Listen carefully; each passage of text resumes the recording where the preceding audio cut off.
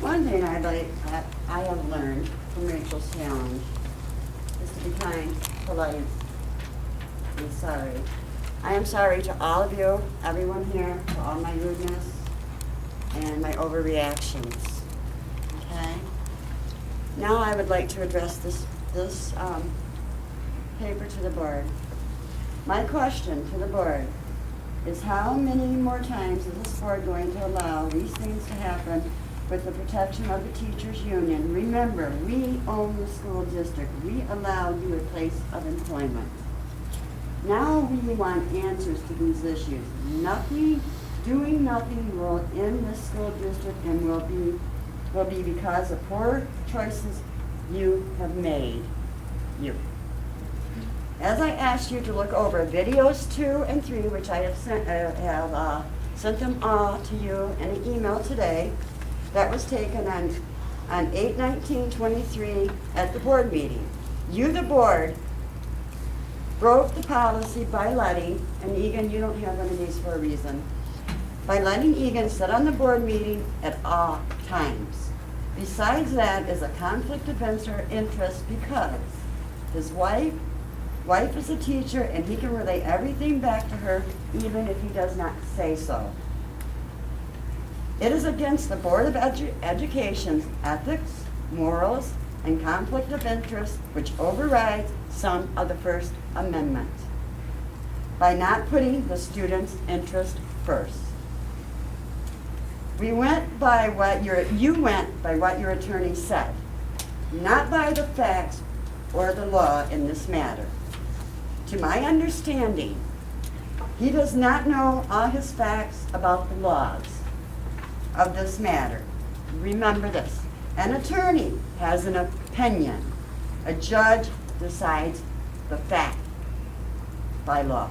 You need to be winding it up now. I also would like to address the board now. We are getting the facts on the teachers that wrote the letters, and if it comes out that the facts that we are looking for are true, we will present this to you as well, and we'll at the time ask the teachers to be fired, resign by law. The law also goes for them, union or no. As you can see, I have attached a copy to the sites that you have to look up on what I just addressed to you on the back papers I gave to each of one of you.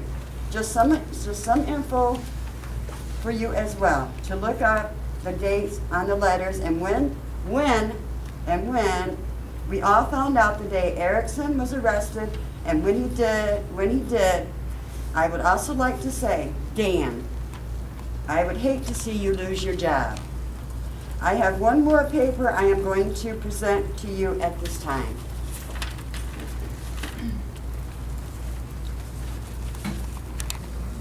And I have more, but this is all I'm giving you tonight.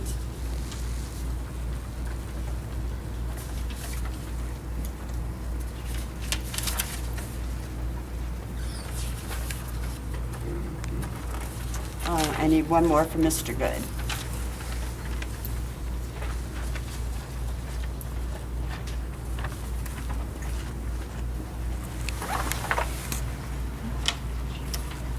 Thank you. Thank you. Anyone else like to address the board? Yes, Ms. Kelly. Anita Kelly. I just wanted to commend you guys, especially you, Mr. Pointer, for taking the action that you did with that substitute teacher the other day.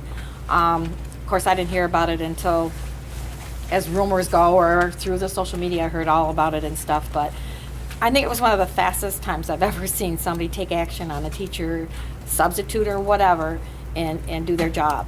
My question is, and I guess I don't understand totally the substitutes, how you get them through that program, PESG? Yes.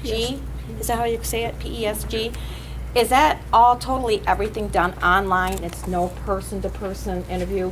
And I'm not talking about her looks, because a lot of times we pick up on people by their actions, their motions, the way they speak and everything else. Because I worked for Edward Jones, and we do the same thing, but we still do a face-to-face interview with the office that we work with, and if they don't accept this, we don't do it. So I'm just questioning that fact is, do you do a face-to-face interview at all before the person comes into the job? In this particular case, we did, because this sub was a long-term sub. Mm-hmm. PSG is a contractor that we hire for our substitute teachers. If it's a sub that just comes in for a day here, a day there, then no, we do not interview them prior to them arriving at the school that day. Okay, so then, excuse me, I'm sorry. So when you do have a long-term, We did. does somebody do a checkup on that person as that goes along through the year? Because I know when there's a sub, the teacher can come in the next day and say they didn't do it or they did do it, but you do have somebody come in and they kind of evaluate what they're doing? Yes, we posted this job. We interviewed a couple candidates, I believe 2 candidates for this position. And this candidate interviewed well. There were no red flags in Yeah, her- sometimes it just her- happens that her way. background. But there is a follow-up as they are being a permanent sub. Yes, Okay. if it's a long-term sub, Mhm. we interview those people.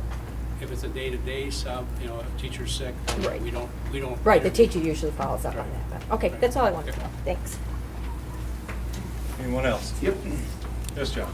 I am the opposite of Ms. Kelly. I don't feel you acted fast enough, Mr. Kleina. You had calls coming in to you, and you didn't do anything about it till that Tuesday morning. You had counselors being called, you did not act fast enough. How many times is it gonna take before situations like my son happens? Why didn't you act on the first call? Why didn't your counselors get that to the proper authorities right away? Your counselors were called on that, Mr. Kleina, way before you knew it. Doesn't matter. The fact is you didn't act fast enough. When is that gonna stop in this district? This district is really screwed up. You gotta admit that. Terrible. Can you answer that? I would be happy to answer, sure. Okay. The evening that I found out about it, again, That's when you found out about it. Why did it take so long for you to find out about? That is my answer. Because- There were calls into your people in your district, Mr. Kleina. Why did they sit on it and not do something about it right away? They did not sit on it. Yes, they did. I have proof Give him that- a chance to explain But it. I have proof that counselors called you, or counselors knew about it last week, Wednesday or Thursday. I have proof of that. No, counselors did not call me. Well, okay, that's what I'm saying. Counselors- Why didn't No, they? you said you had proof that counselors called. I do. I have proof that counselors got calls from Okay, no, parents. what you said, Mr. Then I Jackson. back up, I'm sorry. I Okay, have thank proof you. that Let's- counselors got calls from parents. That I can't confirm or deny. Okay, what I can tell you is that I found out about it at 8:30 or 9 o'clock through an email. Again, I can't remember if it was Tuesday night or Wednesday night, whatever night it was last week, okay? I had called Mr. Good at 5:45 in the morning, and he didn't pick up for some reason. I called Deb Marshall to get a sub in at 6 o'clock that morning. And really, before the first bell rang, she was dealt with. So, Why did it wait so long? There were calls Sir, last Mr. week and Jankowski, counselors. okay, I can tell you, Mr. Good, I know that he discussed this with the employee, with the information that he had at that time. The information that he had, he investigated that, he spoke to the teacher. He could not get to the bottom of it at that point in time. And then when more evidence came forward, to me, that was more definitive. We were able then at that point to take definitive action. The evidence came from a student. Why? There was many complaints put in. It took a student to record this person to get estimate, or to get it for according When I to. was told that Mr.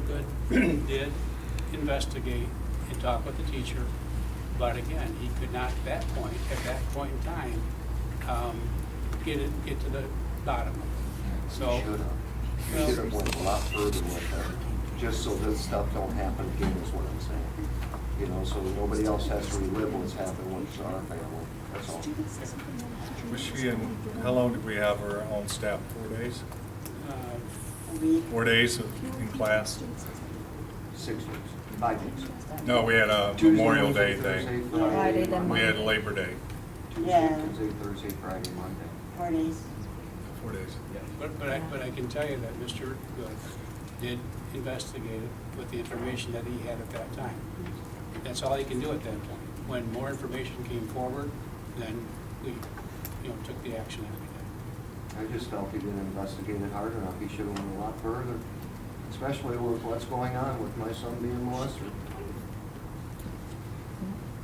Deanna, I have a question.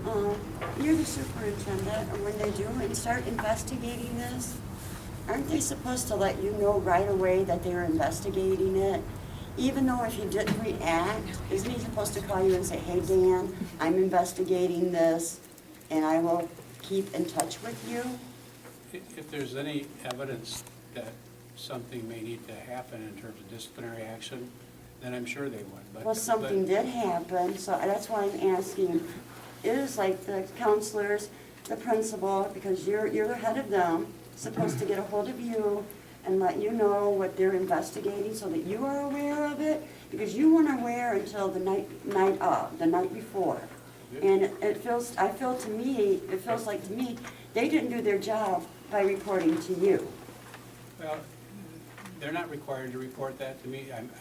If there's evidence that something inappropriate took place, then they would contact me and we would decide on a course of action. But in the preliminary stage of an investigation, no, I wouldn't expect necessarily, they're certainly welcome to call me, but I wouldn't necessarily expect them to call me if nothing developed on their investigation of it. Well, under the circumstances of what was going on, I think it was kind of severe. I mean, I've had like 4 students, before you even knew, I knew, come to me. You know, so I knew that he knew. And I felt it was severe, but I didn't contact you until Monday. Was it Monday night? And Tuesday morning.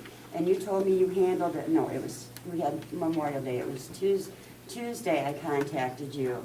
And you had told me that you handled it that morning, that you didn't find out until the night before, which is great. I applaud you on that. But my concern is, I think that there's lack of communication between you and the principal and the counselors that need to come to you and let you know what's going on in the school district. Yep. Anyone else? Yes, ma'am. Hi, good evening, board members. My name is Deborah Johnson. I have a grandson in Rose City Elementary and a member of Western Rose City Community Council. First of all, I'd like to acknowledge and thank the superintendent for the positive removal of the substitute teacher. We all know who's in here. I know it takes time to investigate. Nobody would be doing a good job if they didn't take the time to investigate. It would be nice if things happened that quick, but I appreciate the fact that you did take action and it was positive. So thank you. With that being said, I have a few questions. I understand that the subs are sent from the PSG. Are the level of background checks the same for subs as they are for permanent hire teachers, coaches? Yes. All that's the same. One other quick question. Does the school district have a drug and alcohol testing policy, and is it implemented randomly with teachers? No. So none at all. All right, that's all I need. Thanks. I'm gonna go for it on the back end first. My name's Candy Cottle from West Branch. I'm also a member of the West Branch Community Council. Does the district have a policy for drug testing employees before hiring? Do we have a drug testing policy in place? Okay. And are there ever random drug tests done to current employees? No? No? Bus drivers do have Bus drug drivers. testing. If bus drivers get into an accident, are they immediately? Yes. Yes.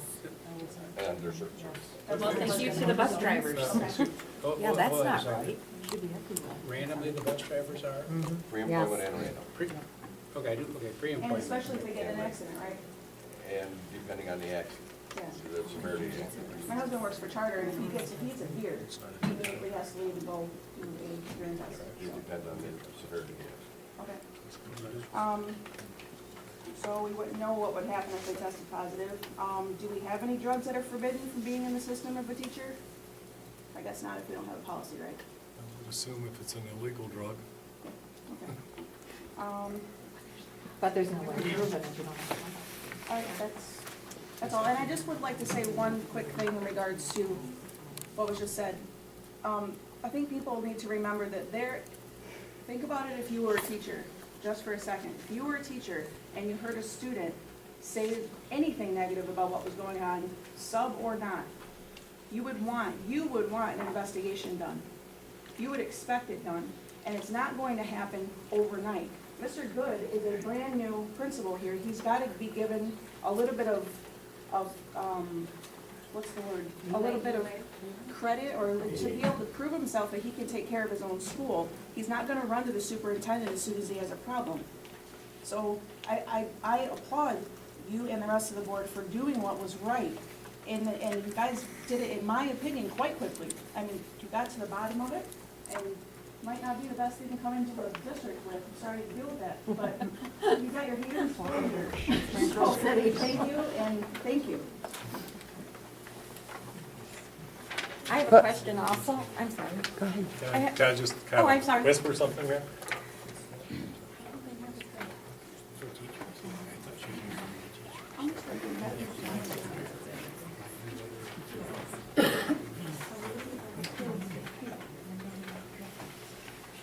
I was just asking if it was a contractual thing, that the drug testing, because I taught for 35 years, no one ever tested me. Is there, Yes, it is a contractual thing, and to his knowledge, and as far as I know, I don't think any teachers are drug tested. really? Yeah. Is there a way, what I was gonna ask is there a way of changing that when then the next contracts come up? Yeah. I would be I mean, guessing why do wildly. the bus drivers who, I would be taking drugs too if I drove the buses, but, but I'm just saying, why would they be, just because they're driving and they're with a shorter, they're at a time, shorter time than what a teacher I think it's is. because they're driving. Yeah, but you know what I'm saying still. It's related to our driver's It is, license. and I understand, I understand that. It's federal law, he said. And I understand that, but what I'm trying to say is that in this time and age, I mean, that's something that we really, really need to look at. You know, Right. that and the social media, we really need to kind of do it. How would we implement that? How would we implement something looking at that? At this point, we would have to look into it to figure it Okay, out. so can we ask you gentlemen and ma'am to look into this? This is something that Into what? Into we which? think that there should be drug tests going on. Random and, you know, once in a while, drug testing going on. If I'm not mistaken, that is going to be a law that's going in effect by Obama in 2014, demanding that every employee, not just the school, That would be I'd appreciated. hate to be giving you answers that I'm not sure of. but every employee, not just the school, is going to be under that law. Would anyone else like to address the board? Hello, my name is Kimberly Ludlow. I'm from Rose City. I'm also a representative of West Branch Rose City Community Council. Thank you, women and ladies. I have a couple of questions. I was here on Monday for your guys' financial meeting, and I want to stress the fact that I do know that this is an unofficial number, the 87 student loss possibly. The budget was made for 60 students, so that does leave 27 possible that we would need to be making up for, which is $189,000 loss possible. Who knows, there's probably gonna be more. I would like to know what kind of cuts are gonna be made, need to be made, and where they're gonna be coming from. Well, that's a good question, because obviously $189,000 isn't making sure we turn the lights off and things like that. That's a major number. And I would think as a board, we go back to the list of items that we had looked at last year and revisit those for where those numbers may come from. And we'll have to, when's our first budget revision, in November? November. Have a better feel for where the numbers are and exactly where we need to make our cuts. And the count date is coming September 25th. September 25th. I thought that it was October 2nd. Our official count day? The official count day Is October. is October 2nd according to the, And our numbers come in September 25th then, but then is that what it is? We have a 3 wins count, which is in September, and that's a preliminary number, but what's submitted to the state and how our foundation is allocated to us, that's the October. October 3rd. It's third this year. Okay. And that's 90% Correct. of the money that the schools will receive. So don't you think we should have the exact date? They're wrong on the markings. They're wrong. You guys have the wrong dates wrote down. On what? For you guys are saying it's September 25th. No, the September 25th is when the numbers start coming in that we report on September 2nd or 3rd, or October 2nd or 3rd. So did I read it wrong then, that on October 3rd, those are the numbers that get sent? That'll be the day they go in. Yes. There's a 10-day window, so if a student is absent. They still get the 10 days, right? Yeah, so there's a window for unexcused absences and a window for excused absences, and the unexcused is shorter than the excused. Correct. So so it takes this 10-day period or whatever before you actually get the real count. So you take the 10 days and average it out, and that's the count? No, you can add, like, the student wasn't here on the count day, right. okay, and then they show up because they were out with chicken pox or whatever. Right. Then we can count them. But can't you actually do 30 days? I thought that the state board, You have a Paper. 10-day period and you have a 30-day period. There's 2 periods. Right. Like you said, you're excused and you're unexcused. let me just, the point I'm getting to is I know that a lot of parents are saying that they're gonna keep their kids out for count day. My son will be in school on count day. I need to give, or he needs that $7,035 or whatever it is. I think that from now until the count day, parents in this district need something. They have to. They don't trust this district. I'd like to know what the rationale is to keep the kids out, because there'll be. Exactly. There'll be absolutely nothing if they keep their kids out. Well, they There- think that one day, like years ago this happened too, they think that one day, that one Friday is count day, because I can remember the, excuse me, the teachers telling the kids, you have to come to school tomorrow, no matter what, Right. you have to, because it's the count day, and that's how we get our money. They And- changed that. And they used to do that quite a bit. And so people are looking at that, excuse me, especially the people who used to go to school, the younger people, younger than me, they used to go, they remember that stuff. So they look at that Friday and say, well, I'm gonna punish the school by pulling my kid out that day. So that's what they're looking at. They gotta My realize- fear they is have by to what realize she's. they're gonna punish themselves. Well, Right, exactly, right. and they don't But that's understand what that I'm though, trying they don't to- understand that, and that's why with her, what she's saying, and you're saying September 25th or whatever, if that gets into the newspaper thing, oh, they're pulling something over No, the our eyes. the Ogama County Herald already posted it that it was gonna be the 3rd. Or Okay. second, I'm Second? sorry, right? Second, yeah, so I don't want parents to think that they're being lied to in a sense, because Right. if the State Board of Michigan, the way that we look at it, which Candy has it on her phone, it states that it would be the 3rd.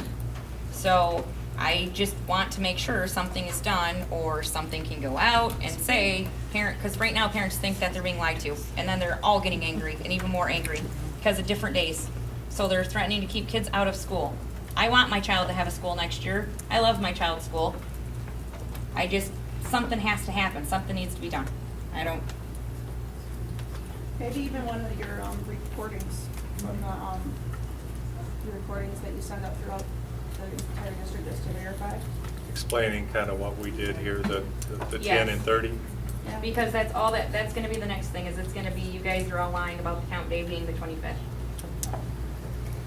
We'll clarify. What this council is all about, I don't know how much you know, is that we still support the Jays in every which way possible that we can. Whatever we can do for them, that we will. But we are a positive attitude group. We would like to have action. We would like to have the people start trusting into the school district. Again, they have to for the future of this community. I own a business, well, my husband owns a business, I spend it. But we have a business. We want our business to succeed by people moving up here, being able to buy a home, trusting the school district. And right now, our school district has terrible, terrible names. And I can tell you all the way from California to Maine, people have talked about us. And somehow, even if you get a group, and I'd be more than willing to sit on it, of teachers, administrators, whatever, to get this positive stuff going again. Not what the school is doing with an open house or what they're doing with their sports and everything. That all goes together, but our curriculum, what our kids are learning, what our testing is, just a variety of things that we can do. We used to have a school improvement committee. I don't know if we still have it or not. It was a big variety of people that we had on it. People need to know that. They need to know that there are some of us that want to have positive in this school district. I mean, I've been over the rough road. I have been through everything with this district, but I would like to see, as well as this group, something positive to come out of them. Something so that Cody can look back and say, what happened to me this positive thing came out of it for all of us, for the kids behind me, for the kids that are coming up. That, to me, is very important for the district. We have no trust, we need trust back, I think You know, it's, and I guess my question's still back on what you know and what you've been told about wanting to keep their kids out of school on account day. I mean, because they definitely punish everybody in the entire community Exactly, if that's what do they that. want to do. no, Are they- this are is they a wanting- definite Are they wanting thing to that's close the happening. school Yeah. down? so But that you they'll- punished everybody for Excuse me, keeping the please, teachers. Please, I want to get my question out. Are they wanting to close the school down so that the money does it, rather than they have to pull their kids and go, why don't they go someplace then? I don't understand what they're trying to do. Can you explain that? I can't explain it. From I from can. seeing people that I have known that's been in this district for years that have had negativity all the time with them. Yeah. All the time. Every time they go to a teacher, it would be negative. Or they go to the principal, oh, I'll take care of it. And it just slides through. And some of the things are very, very important, maybe not to the school, but to them that it is. Any little thing that comes up, yeah, sometimes you have to just adjust your time frame and take care of it. So these people who are looking at the school district saying, well, they treated me like crap, what do I care? I'm just gonna go ahead and just pull my kid and punish them. But they don't have that mentality that it's hurting every one of us in this community. Not just their kids, which is the most important thing, but every one of us that have a business, a home we want to sell, a home we want to improve, our banking industry, everything, and they don't get that. All they're looking is this with their blindfolds on, saying, I'm going to punish that school for what they did to me, and I'm not going to do it to my kid. And everything that I've ever read that's been on the former page, the support page, that's what people were saying, and you cannot change their mind, no And matter there's a what. lot, there's a lot. There's a lot. If I had a kid, never. I wouldn't pull my kids out either. I wouldn't. I'd stand my ground and still One do of what I had to the do. things I would like to address, and I'm glad that people are wanting to come in and help the school. We need help. We encourage parents to come in. I mean, Mrs. Brunner over there would be more than glad to hook you up with curriculum counsel. You can talk to the principals. They've got all kinds of things for you. Just go to them. They will hook you up. Okay? But, you know, one of the things that we've been dealing with, I mean, way before I ever got on the board, it started with this, we started just losing kids as the economy went down. There was no place for them to work here. I mean, we have helped a lot of cities with a lot of good workers, but we don't have a place for them here. And over time, the board that came before me did, in my mind, what was the right thing is, you know, they slowly began to dwindle the rainy day fund down because it was raining. Well, unfortunately, it hasn't stopped. And now that fund that, you know, was able to keep these programs going isn't there anymore. And now we're having to make cuts and everybody's, you know, yelling, why do you have to do this? Because we don't have any money to do the things we used to do. And until something happens in this county that the population of the school district stabilizes, you know, I sit here and I told my wife, I hate doing this because it's just cut, cut, cut. And it's not that I want to do that. It's just that it's where we're at now until something stabilizes. I mean, when the state came up with their funding formula, it worked really well if you were a stable district or you were growing. But once you start declining down and they start, you know, they're going to take 600 and some thousand from us this time, we still have the schools we have to maintain. We still have the bus runs we have to maintain. We still have to have first and second and third grade teachers. It's not like you can just lay a teacher off because you lose, you know, a few in first grade, a few in second grade, a few in third grade. And it's like running your head against the wall. But see, we get that.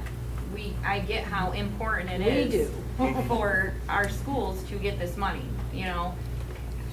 I don't know, there's gotta be something, something's gotta give. We need to come up with something because there's so many angry parents out there. I'm still being